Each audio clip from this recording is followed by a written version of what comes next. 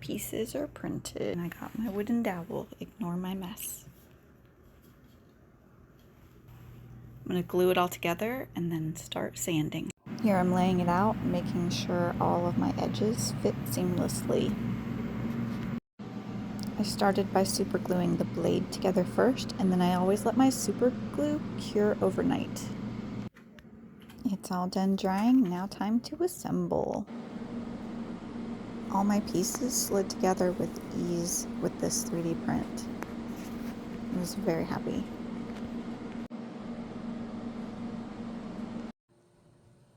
I find Gorilla Glue Super Glue Gel the easiest to use. So I got me some sandable primer, time to paint. I recommend a primer that is also a filler. It'll keep you from having to sand more, and it'll fill in those print lines a lot easier. Alright, it's all assembled. It's got one coat of primer on it so I can see where I need to sand. This is my favorite filler for 3D prints. Alright, sanding and filling is all done. Now it's time to paint. I'm using basic bottled acrylic paints.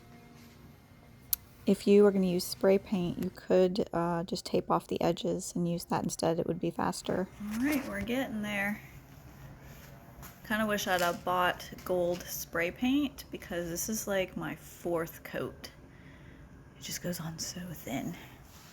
This I'm painting white because I plan on doing these color shift colors on it to experiment what it looks like. And if that doesn't work, then I have some iridescent, not this tape, but it looks like this, vinyl to put on it. I also picked up this iridescent duct tape so that I could do that on the handles. I think it's so pretty.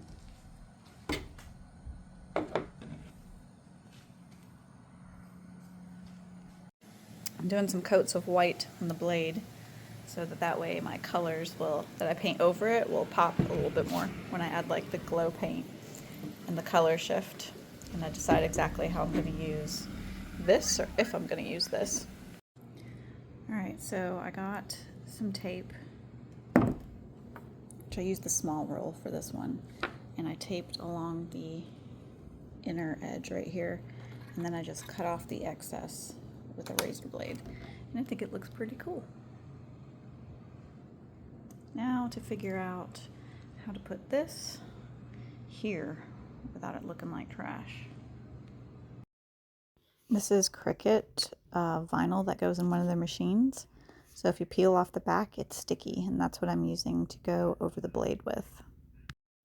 Just taking my time working it slowly over the blade, cutting the edges with the razor blade, and just working it in so that you can see the patterns on her moon blade. Working out the air bubbles.